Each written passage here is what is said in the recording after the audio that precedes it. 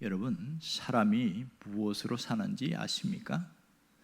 톨스토이는 사람은 사랑으로 산다 그랬습니다. 사랑은 무엇으로 하죠? 말로 합니다. 사랑하는 것도 미워하는 것도 말로 합니다. 어떤 면에서 인생은 말로 살아간다고 해도 과언이 아니지요. 우리가 잘 아는 속담 중에 말이 씨가 된다는 말이 있습니다. 이 말은 부정적으로 듣는 사람은 부정적으로 생각할 것이고, 긍정적으로 생각하는 사람은 말에는 창조적인 능력이 있다, 생산의 능력이 있다, 그렇게 받아들입니다. 말은 씨처럼 떨어지면 자라면서 열매를 맺는다, 그런 뜻이죠. 그러니까 말은 절대로 그냥 지나가는 법이 없습니다. 이것을 증명한 분이 있는데요, 일본 사람인데 니시 다케유키라는 분입니다. 이 사람은 뇌과학자입니다. 아주 똑똑한 분이지요. 이분이 성공한 사람들의 뇌는 과연 어떻게 생겼을까, 그런 것으로 이렇게 많은 연구를 했는데요, 결론은 뭐냐면 성공한 사람들의 뇌를 연구해 보니까 이 사람들은 말이 다르다 얘기를 합니다. 하나같이 달라는 게 말이 달라지는 거예요. 어떻게 하냐면 이분이 다케유키가 하는 말 중에 인생은 당신의 말로 결정된다, 이렇게 말합니다. 그리고 이 말이 그가 쓴 책의 제목이기도 해요. 인생은 당신의 말로 결정된다. 그러면서 많은 데이터를 쫙 내려놓고 하는데요, 보면 이분이 강조한 것 중에 내가 갖고 있는 뇌 속에 있는 나와 대화할 줄 알아야 된다, 이 얘기를 하는 거예요. 저는 이 얘기 처음 들었는데요, 뇌 속을 나와 대화를 해보라, 이런 얘기 하는 거예요. 이게 무슨 얘기인가 하고 내용을 봤더니 별 얘기가 아니에요. 그러니까 나는 잘 된다, 나는 잘 된다, 그렇게 하면 이게 나하고 대화하는 거라는 겁니다. 흔히 사람들이 이분이 하는 표현을 보면 작심삼일로 끝나는 분들 있잖아요. 뭘 내가 끊어야 되겠다, 작심삼일이에요. 뭘 해야 되겠다, 작심삼일이에요. 그래서 더 못하고 하는 사람들은 자꾸 뭘 하려고 하지 말고 내 속의 나와 대화를 하면서 바꾸라는 그런 얘기를 하더라고요. 그러니까 이분이 표현해 보면 뭐라고 그러냐면, 할 수 없어, 이렇게 말하면 뇌가 어떻게 반응하냐면 모든 것을 할 수 없도록 이미지를 싹 만든다는 겁니다. 그래서 뭘 해도 할 수 없게끔 된다는 거예요. 반대로 나는 할 수 있어, 이렇게 이야기하면 뇌가 자꾸 할 수 있는 이미지를 생성하고 뭔가를 자꾸 만들어 나가려고 애를 쓰더라. 그가 이런 얘기를 합니다. 이 다케유키의 말을 증명해낸 사람이 누구냐면 펜싱의 박상영 선수입니다. 2016년 브라질 리우 올림픽에서 박상영 선수가 개인전에 갔을 때 결승전에서 그 막강한 헝가리의 베테랑 선수하고 붙게 되는데요, 너무 잘하더라고요. 그래서 마지막 결승전에서 10대 14, 15점에 끝나니까 이제 한 점만 지면 끝이에요. 그런데 잠깐 휴식 시간이, 짧은 휴식 시간이 있는데 카메라가 쫙 돌면서 박상영 선수를 비추는데 뭐라고 하냐면 입으로 계속 뭐라고 중얼거리는 거예요. 뭐라고 하는가 봤더니, 이 모양을 봤더니 해설자가 뭐라고 하냐면 이 사람은 자기가 뭔가 특별한 말을 한다고. 그게 뭔가 봤더니 난 할 수 있어, 난 할 수 있어, 난 할 수 있어, 이 말을 하더라는 거예요. 그러고 나서 짧은 휴식 끝내고 올라갔는데 지금 10대 14잖아요. 이길 수 없는 거예요. 그리고 상대 헝가리 선수는 굉장히 잘합니다. 그런데 놀라운 게 뭔지 아세요? 한 번도 안 지고 연속 5점을 빼버린 겁니다. 그래서 극적인 대반전이 일어나가지고 막 카메라도 그러고 막 한국의 선수들 와 하고 막 이렇게 그런 일들이 있었습니다. 이 박상영 선수가 할 수 있다는 말을 계속 하는데 실력은 좀 부족했어요. 그런데요, 내가 계속 반응을 하는 겁니다. 그랬더니 실제 대역전극을 불리는 이런 일이 있었습니다. 여러분, 오늘 다케유키가 하는 말을 우리가 귀담아 들을 수 있어야 됩니다. 입버릇을 바꾸면 인생이 달라진다. 이분이 결론은 그거예요.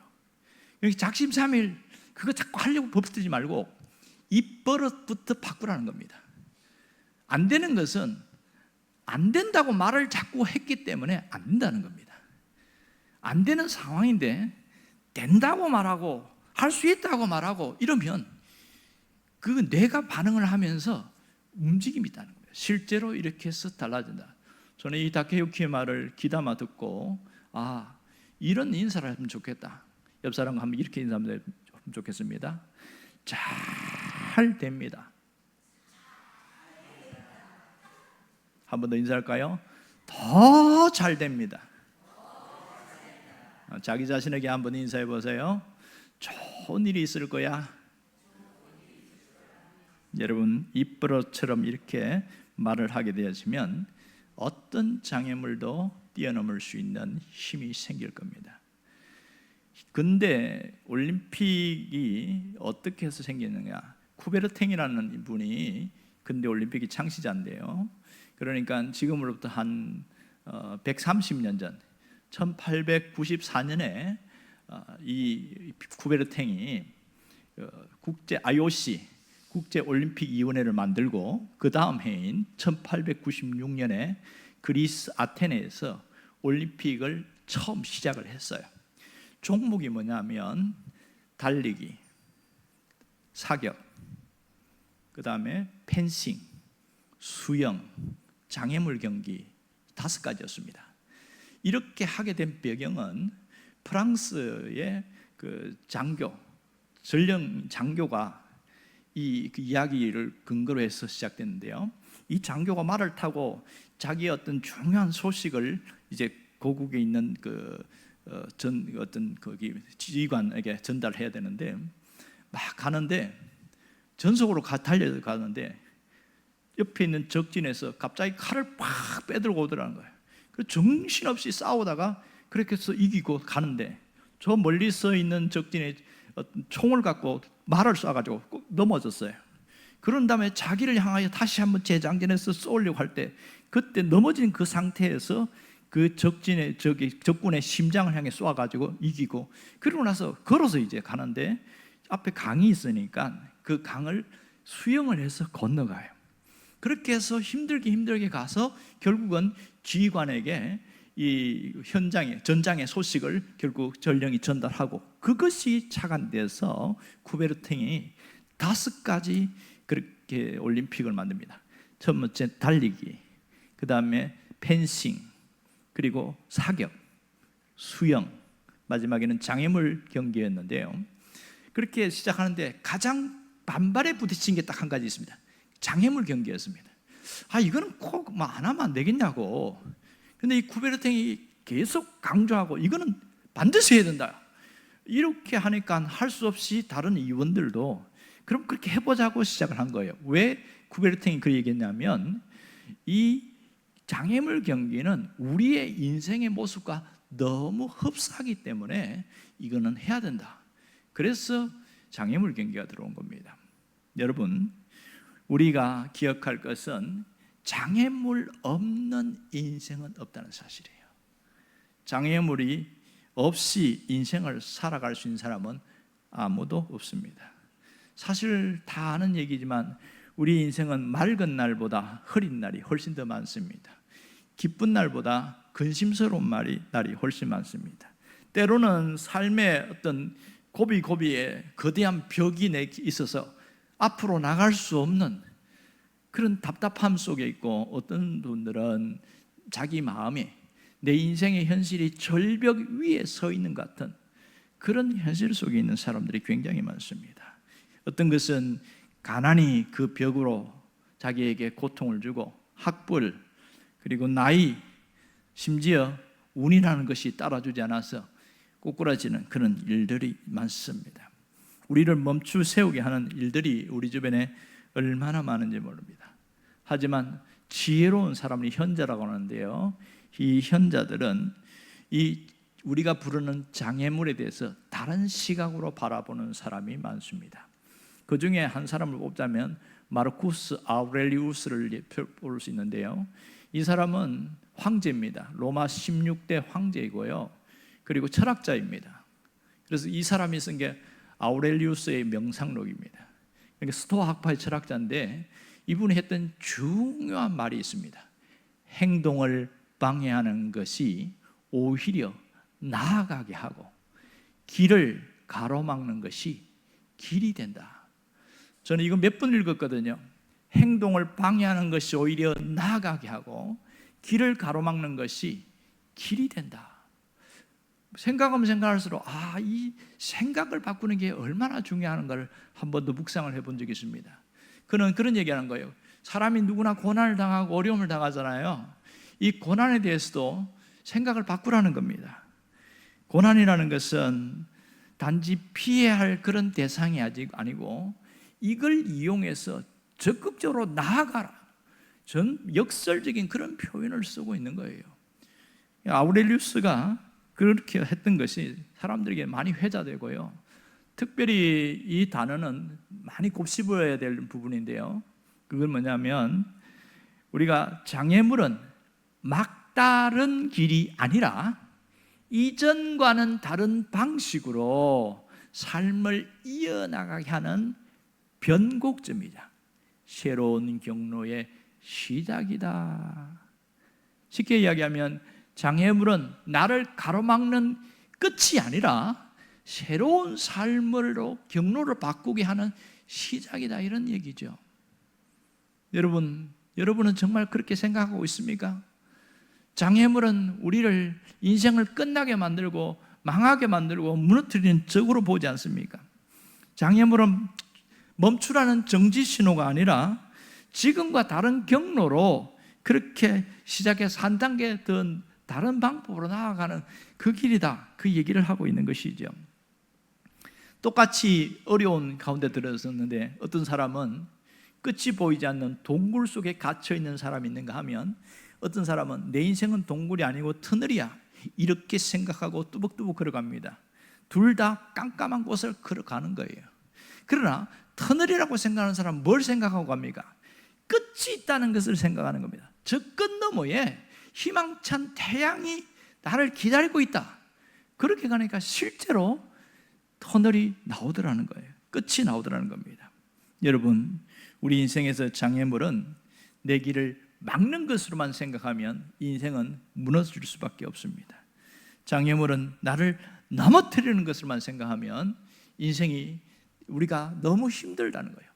반대로 나를 더 단단하게 만들어주는 것이라고 생각하는 사람은요, 눈빛부터 달라요.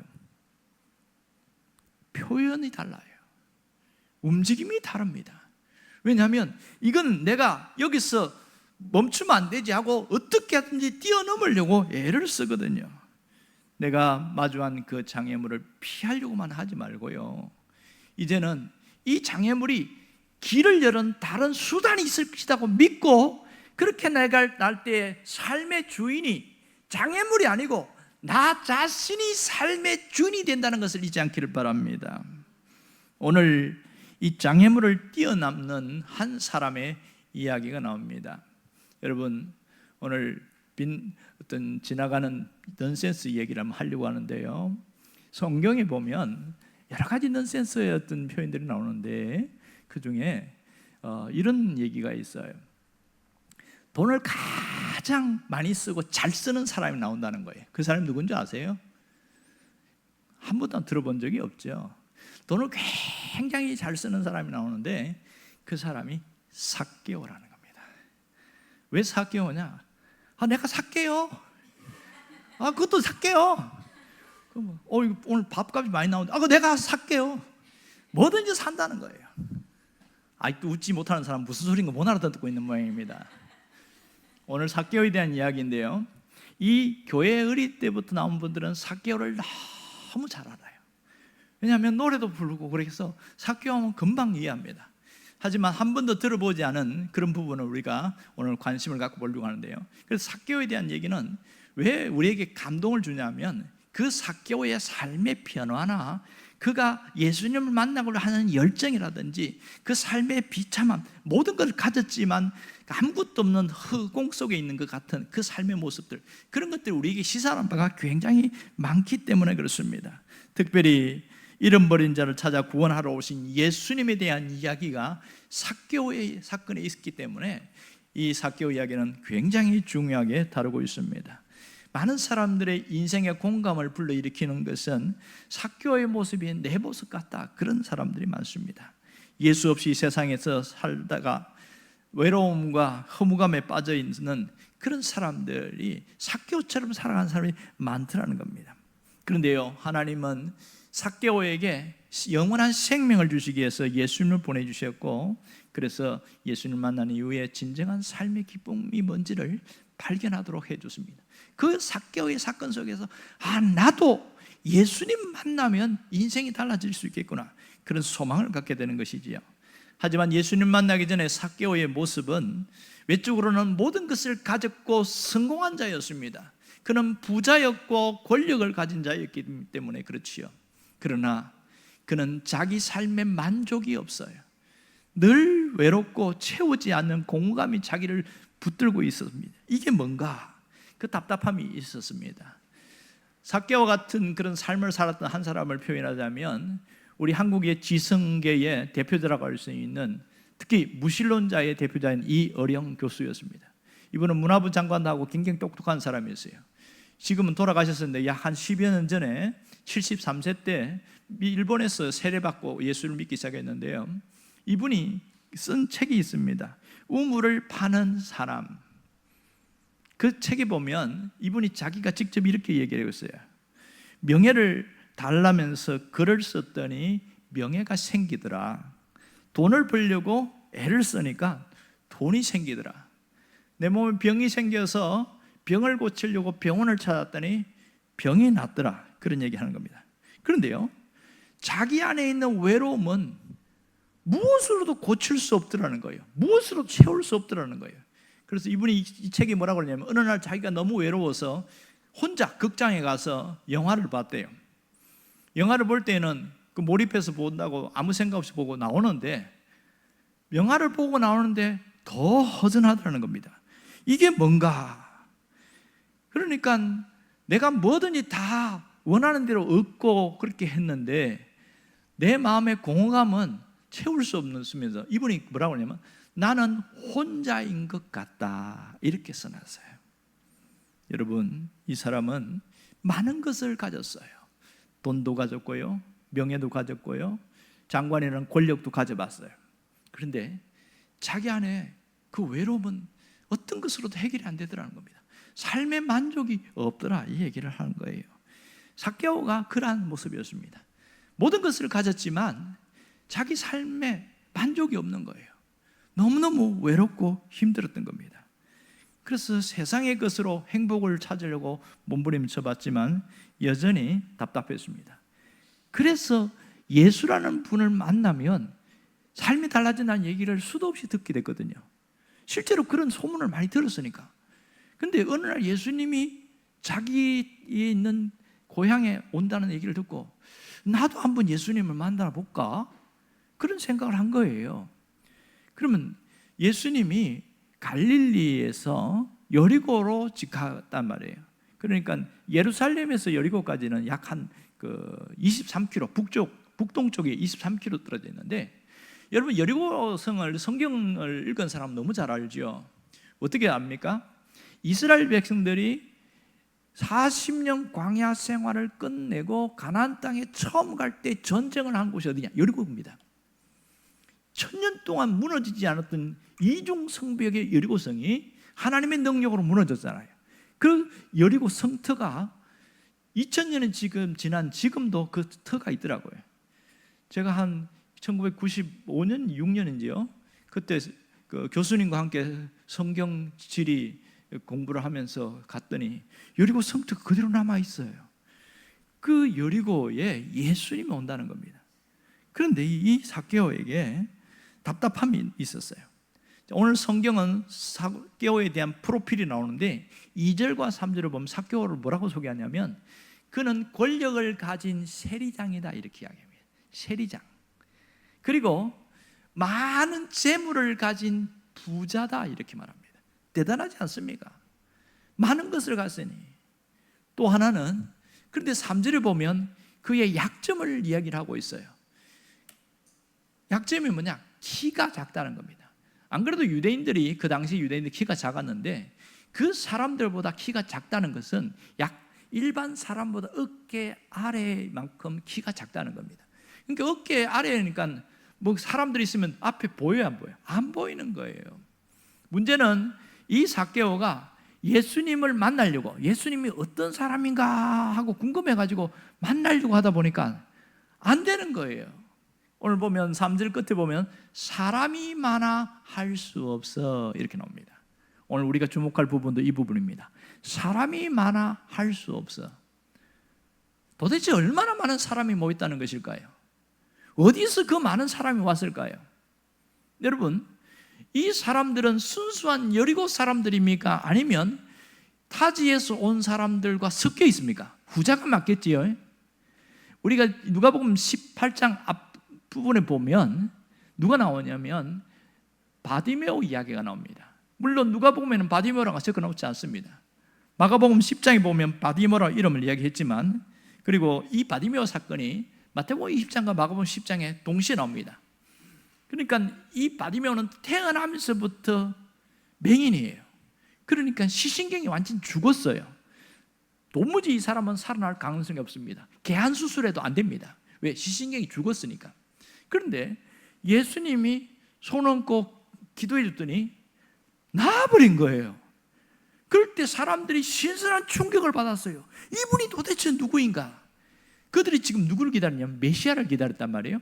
메시아가 하는 사역 중에 하는 게 뭐냐면 소경이 눈을 뜨게 하며, 이게 메시아가 하는 일이니까 사람들이 저분은 메시아가 틀림없어 막 이렇게 소문을 내기 시작한 거예요.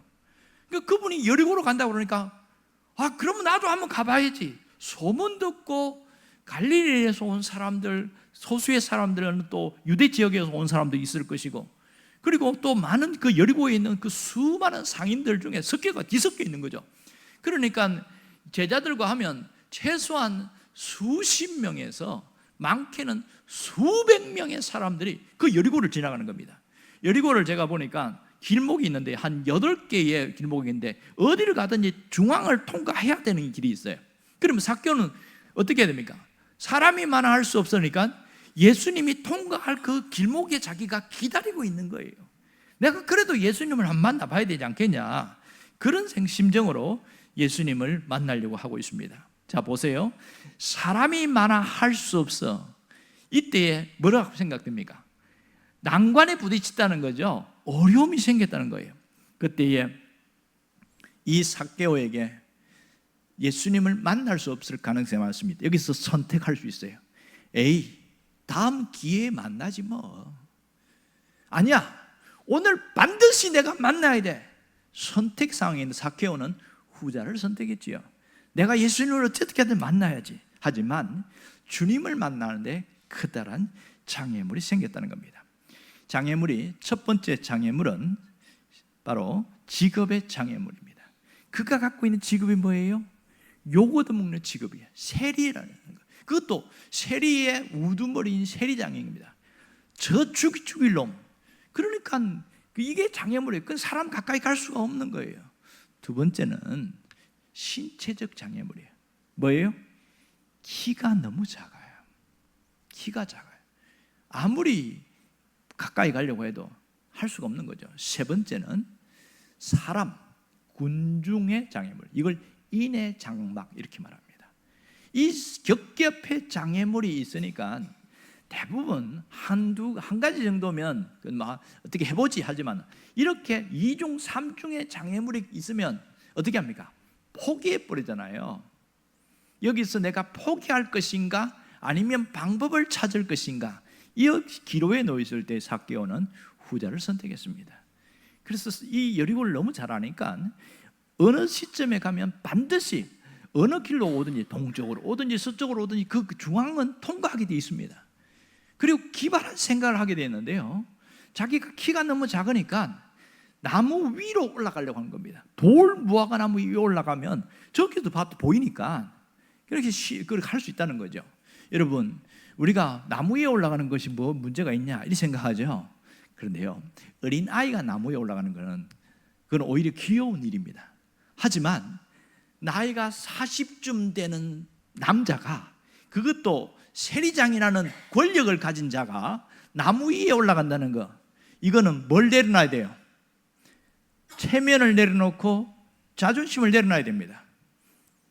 그리고 아무래도 우리 식으로 이야기하면 이 삭개오가 배가 나왔다고 생각해 봅시다. 나무 위에 올라가기 쉬워요, 어려워요? 어렵죠. 잘못하다가 떨어지면 낙상하면 다리 부러지는데 위험을 감수해야 된단 말이에요. 뿐만 아니라 또 하나는 사람들의 비웃음과 조롱을 감수해야 됩니다. 삭개오를 적대적으로 보고 있지 않습니까? 근데 사람들이 보면 막 삭개오를 향하여 삿대질하고 욕할 게 틀림없거든요. 그것을 감수하고 나무 위에 올라가는 기발한 방법을 사용했습니다. 여러분, 어떻게 하든지 예수님을 만나고자 하는 그 삭개오의 열정을 여기서 우리가 배울 수 있는데요, 오늘 여기에서 우리가 시사하는 중요한 게 있습니다. 오늘 우리에게 주는 영적인 교훈이 있단 말입니다. 그건 뭐냐? 믿음이 뭐냐는 거예요. 믿음은 장애물을 뚫는 것입니다. 믿습니까? 믿음은 어떤 것도 포기하지 않는 겁니다. 믿음은 장애물을 뚫어내고 포기하지 않고 다시 뛰어넘는 그것이 진정한 믿음입니다. 여러분, 장애물보다 더 무서운 것은 포기하는 겁니다. 신앙생활에서 많은 장애물이 있습니다. 우리가 살아가면서도 많은 장애물이 있습니다. 우리를 날마다 무너뜨리는 게 뭔가, 내 자신의 장애물이 뭔가를 진단하고 하는 사람은 그것을 어떻게 하든지 뛰어넘으려고 애를 쓰고 있죠. 여러분, 그 유명한 돌파력이라는 책이 있는데요, 라이언 홀리데이가 쓴 돌파력이라는 책에 보면 여러분이 잘 아는 얘기가 나옵니다. 그게 뭐냐면 어느 임금 대한 이야기인데요, 임금이 이제 평복을 입고 이렇게 해서 큰 돌을 하나 앞에다 놨어요. 사람 지나가는 그 길에 그 마차도 우마차도 가고 사람도 다니는데 큰 돌을 이렇게 일부러 이렇게 가운데 세워놨어요. 어떻게 하는가 보자 했더니 사람들의 반응이 제각각입니다. 어떤 사람은 한번 밀어보더니 이 돌이가 안 넘어간다, 이거 안 된다 그러고 에이 하고 이렇게 손 틀고 그냥 지나가는 사람이 있는가 하면, 어떤 사람은 처음부터 누가 이런 돌을 갖다 놔가지고 막 불평하고 막, 그러니까 누군가를 향하여 막 그렇게 막 욕 비슷하게 XX 이렇게 하면서 지나가는 사람도 있고요. 또 어떤 사람은 자기가 이제 수레를 끌고 가든지 하는데 이 장애물 때문에, 이 돌 때문에 갈 수가 없는 거예요. 막 발을 동동거리면서 가려고 옆으로 비키려고 하니까 옆에 벽이 있고 이거 어떻게 하냐는 거예요. 할 수 없지 하면 다시 내일 오자 포기하고 가는 사람도 생기고, 그리고 어떤 분은 자기가 인생이 재수가 없으려니까 별게 나를 막네 이러면서 이제 하는 사람도 있고, 별 사람이 다 있더라는 겁니다. 근데 한 사람이 농부인데 자기가 바위를 한번 밀어보니까 생각보다 무거우니까 약간 흔들하더니 꿈쩍도 안 하는 거예요. 흔들만 하고 그 다음에는 안 움직이는 거예요. 이거 어떻게 할까? 그래서 임금하고 옆에 멀리서 물끄러미 보고 있는데요, 이 사람이 갑자기 없어지더니 뭘 들고 왔어요. 뭘 들고 왔냐면 이만한 나무 있잖아요, 지렛대 그걸 가지고 왔고 안에 탁 넣고 그 다음에 작은 돌을 내면서 이렇게 움직이니까 얘가 꿈틀꿈틀 하는 거예요. 그래갖고 막 땀이 비 오듯이 하면서 막 해서 이걸 굴려가지고 옆으로 치웠어요. 옆으로 치우니까 희한한 일이 있는 거예요. 곧 구덩이 안에 뭐가 있냐면 보재기에 뭐가 쌓이는데 이게 뭐지, 이게 희한한 일이네 하고 딱 열어봤더니 뭐라고 그러냐면 그 보자기 안에 놀라운 게 있었습니다. 금은 보화였습니다. 그리고 거기에다가 임금이 쓴 친필이 있었습니다. 그게 내용이 이런 겁니다. 모든 장애물 속에는 더 나은 현실을 만들어갈 기회가 숨어 있다는 그 사실을 잊지 말라. 이 보화는 너의 것이다. 임금 100 이렇게 썼어요. 여러분, 우리의 현실 속에 보면 장애물을 피해서 가는 게 좋다고 생각합니다. 맞지요? 하지만 어떤 거는 장애물을 치우고 가야 할 때가 있어요. 그럴 때에 그것이 나의 현실에 더 나은 기회를 만든다는 것을 우리가 놓치지 않기를 원합니다. 여러분, 장애물을 만났을 때에 여러분은 어떻게 합니까? 거기서 주저앉아 있습니까? 아니면 장애물을 뛰어넘고 있습니까? 하나님은 우리가 어떤 장애물을 만나든지 뛰어넘는 자가 되기를 원하고 있습니다. 장애물이 내 삶에 가로막는 저주가 아니라 그 장애물이 나를 더 성장시키고 나를 더 새롭게 만드는 기회라는 것을 깨닫기를 원하는 거예요. 그래서 믿음이 필요한 거예요. 믿음의 사람은 장애물을 볼 때 장애물은 뛰어넘는 것이다, 그렇게 믿어요. 여러분에게 그 믿음이 있기를 원합니다. 왜냐하면 장애물 속에 기회가 있기 때문에 있습니다. 장애물은 거침돌, 걸림돌이 아니라 디딤돌이 될 수 있는 거예요. 똑같이 어려움을 당했는데 다 죽지 않더라고요. 이거 어떻게 하면 헤쳐나갈까? 그렇게 하고 살아남은 사람이 굉장히 많습니다. 성경에 보면 이런 사람이 있습니다. 믿음으로 이겨낸 사람 중에 하나가 다윗입니다. 여러분이 잘 아는 대로 다윗과 골리앗은 싸움 자체가 되지 않습니다. 그런데요, 다윗은 어떻게 이겼냐? 만군의 여호와의 이름으로 나갔어요. 믿음으로 나갔어요. 그랬더니 거대한 골리앗을 쓰러뜨리는 그 사건이 있었습니다. 하지만 반대로 강력한 힘을 가진 사람이 있습니다. 그 사람은 삼손입니다. 그러나 삼손은 거대한 힘을 가졌지만 들릴라라는 이 여인 앞에서 믿음이 작동하지 않는 거예요. 그래서 완전히 무너졌다는 것을 우리가 알 수 있습니다. 여러분, 걸림돌, 이 장애물이 문제가 아니라 장애물이 있을 때 나에게 믿음이 움직여야 됩니다. 믿음이 나타나야 됩니다. 오늘 우리의 삶에도 보면 정말 장애물이 많습니다. 가만히 보니까 우리에게 무슨 장애물이 있는가?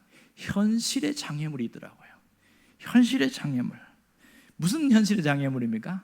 신체적 한계의 장애물이 있어요. 이 삭개오처럼 신체적 한계.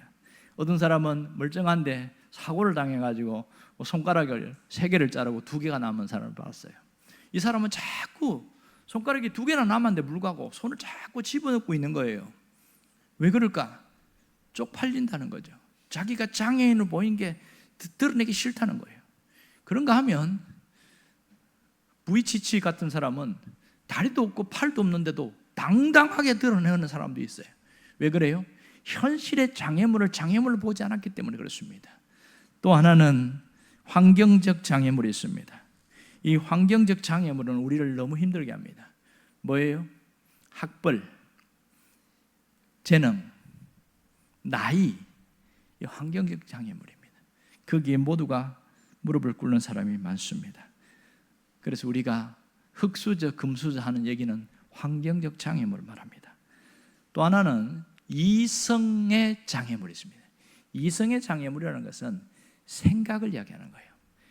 우리의 내면에 있는 생각, 안 된다, 불가능하다, 끝났다, 이렇게 부정적인 생각을 하고 있는 이것이 장애물이라는 겁니다. 그런데요, 부정적인 생각을 하고 부정적인 말을 하는 사람은 자기가 이게 장애물이라는 생각을 꿈에도 하지 않습니다. 내가 형편이 어렵고 힘드니까 그렇지, 그렇게 얘기합니다. 그런데 지금은 돌아가셨는데 지글러라는 성공학자가 있는데요, 이 사람이 쓴 책 중에서 정상에서 만납시다, 굉장히 오래된 책입니다. 그 책에 보면 그런 얘기가 나옵니다. 당신의 후라이팬은 몇 센치입니까? 소제목이 그래요. 당신의 후라이팬은 몇 센치입니까? 그러면서 그 얘기가 나오는데 뭐냐면, 어떤 이 낚시꾼이 이제 거의 어부인데요, 이게 낚시하러 가는데 그날따라 큰 고기가 막 잡히더라는 겁니다. 큰 고기가. 근데 큰 고기 잡히면 에이 하고 해가지고 다시 넣어주고 다시 넣어주고, 옆에서 다른 사람은 이상한 거예요. 아니, 큰 고기를 가져와야지 왜 자꾸 놓아주냐고요. 그러더니 요만한 고기 한 10cm, 뭐 15cm 요런 고기만 이렇게 잡는데 한 네 마리 이렇게 집어넣고, 오늘은 참 오늘 이게 고기가 안 잡히네 이러는 거예요. 그럼 이해 안 되잖아요. 옆에 있는 사람이, 아니 선생님, 아니 이 큰 고기를 왜 다시 놓아줍니까? 그랬더니 벌써 우리 집에 있는 후라이팬이 20cm밖에 안 돼요 이러는 거예요. 할아버지부터 떼어오는 후라이팬인데 20cm가 넘으면 고기를 구워 먹을 수가 없다는 거예요. 여러분 무슨 생각 들습니까? 그거 반 토막 내면 되지, 그런 생각 들지 않아요? 이 한번 고정관념이 딱 박혀 있으면 무조건 고기는 20cm 안에 있는 고기를 잡아 먹어야 된다, 뭐 이런 생각하니까 문제된 것이죠. 여러분, 정말 웃기는 얘기지만 이렇게 살아가는 사람은 의외로 많습니다. 생각이 굳어진 사람, 고정관념에 잡혀있는 사람들은요, 아무리 좋은 이야기를 하고 아무리 바른 이야기를 하고 좋은 제시를 해줘도 말이 안 통해. 말이 안 돼. 그렇게 옆에서 와, 내가 답답해 미치겠다. 아니, 우리 말을 왜 못 알아듣냐고, 말귀를 못 알아듣냐고. 왜 그래요? 자기의 고정관념에 딱 갇혀 있어가지고 거기서 벗어나지 못하는 거예요. 그 부분에 지글러가 뒤에 뭐라고 써놨냐면, 당신의 후라이팬은 몇 센치입니까? 이렇게 묻는 거예요. 여러분은 20cm가 되지 않기를 바랍니다. 세 번째 장애물이 있는데 그게 뭔지 아세요? 그것은 나 자신이라는 장애물입니다. 여러분, 내 자신의 현실과 환경과 형편을 장애물이라는 생각하는 사람은 별로 없습니다. 내가 쓰고 있는 왜곡된 어떤 생각이나 고정관념, 그 다음에 내가 쓰는 잘못된 언어 생활, 이것이 장애물이라는 생각을 하지 않습니다. 그것은 내가 상황이 그렇고 환경이 그렇고 살아가는 현실이 그러니까 그렇게 말하는 거지, 그렇게 사는 거지, 이렇게 하지, 이게 장애물이라는 생각조차 안 하고 살아갑니다. 그러니까 그런 사람들을 보면 안 되면 남 탓하는 거예요. 하다가 이게 뭔가 했어요. 그런데 망했어. 그럼 후회하는 거예요. 아, 그때 내가 그렇게 하지 말걸. 후회하든지 남 탓하든지. 이게 장애물이라는 생각을 안 하고 살아가는 거예요. 그런데요, 그것보다 가장 우리 인생을 힘들게 하는 게 뭔지 아세요? 모든 사람에게 있는 장애물이 하나가 있습니다. 그것은 욕망이라는 장애물입니다. 욕망의 장애물은 우리를 실패로 몰아갑니다. 누가 이걸 이용하는 줄 아세요? 눈에 보이지 않는 영적인 도둑놈인 사탄이 욕망의 장애물을 갖고 우리를 인생을 파멸로 가고 있습니다. 심지어 예수님에게도 그렇게 그 장애물, 욕망의 장애물을 사용했지 않습니까? 예수님이 40일 금식한 이후에 가장 배가 고팠을 때에 갖고 온 게 뭐예요? 배고픔의 문제잖아요. 배고픔의 욕망에 불을 확 질러버린 거예요. 너 40일 굶었으니까 배고프지? 옆에 있는 돌 그거 갖고 떡 만들어 먹어봐. 너 능력 있잖아.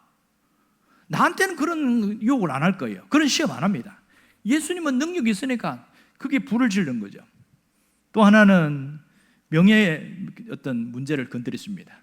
성전 꼭대기에서 탁 뛰어내려 보라고. 성전 꼭대기 뛰어내리면 사람들이 밑에서 보고 우와, 대단하네, 당신 굉장히 특별한 사람이라 명예를 건드린 거예요. 세 번째는 천하만국의 영광을 보여주면서 나한테 경배하면 다 넣어줄게, 권력으로 그렇게 한번 흔들었습니다. 별거 없어. 그냥 한번 절만 하면 이 모든 권세, 능력 다 줄게. 욕망의 장애물이었습니다. 마음껏 세상을 뒤무르고 뒤흔들 수 있는 능력을 주겠다는 겁니다. 그러나 예수님은 우리식으로 표현하면 멘탈이 아주 강했습니다. 그런 게 넘어가지 않았어요. 말씀으로 강력하게 내려주고 마지막에는 사탄아 떠나가라 그랬더니 얘가 오막 기죽고 하고 도망가 버렸습니다. 여러분, 멘탈이 강한 사람은 장애물에서 꼬꾸라지지 않습니다.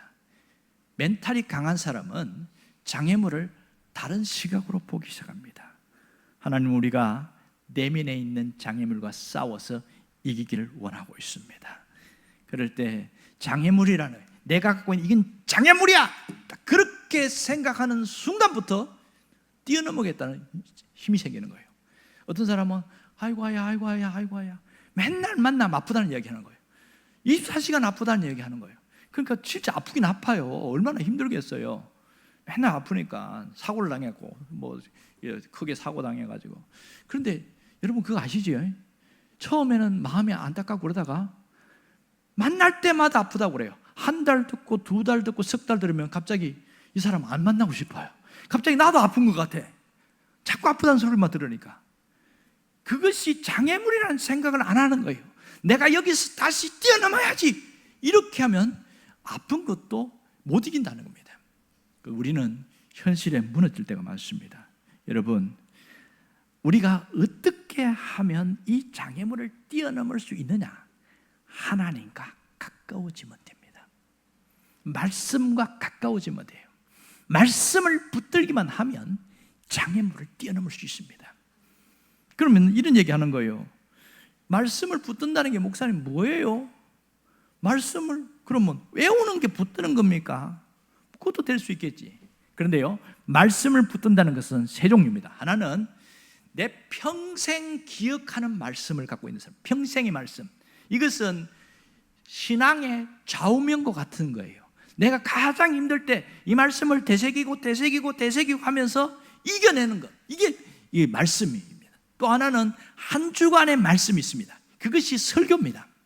설교는 단순히 교화나 교훈이 아니라 이번 한 주간을 내가 어떻게 살아갈 것인가 하나님이 주시는 메시지가 있단 말이에요. 그걸 붙들면 이겨내는 거예요. 사람이 달라져요. 그리고 오늘 하루에 말씀이 있습니다. 그게 뭐예요? 오늘 내가 묵상할 때에 하나님 딱 한 절 깨닫게 해주는 것. 우리에게는 공동체 성경 읽기가 있습니다. 사실은 공동체 성경 읽기 한 15분 정도 듣는데 그 중에서 하나만 딱 한 단어만 잡아도요 됩니다. 그거 묵상하고 오늘 이겨내는 거예요. 이 말씀을 붙들면 사람이 달라져요. 현실에 이렇게 다르게 보이는 거예요. 장애물이니까 내가 이겨내야지 용기가 생기는 거. 그 다음에 안 되는 거는 하나님 도와주세요 이러면서 나가니까 그게 기도가 되는 거예요. 그러니까 이 거룩한 영성이 생기는 거죠. 여러분에게 어떠한 장애물이든 이겨낼 수 있는 능력의 사람이 되시길 주의 이름으로 축원합니다.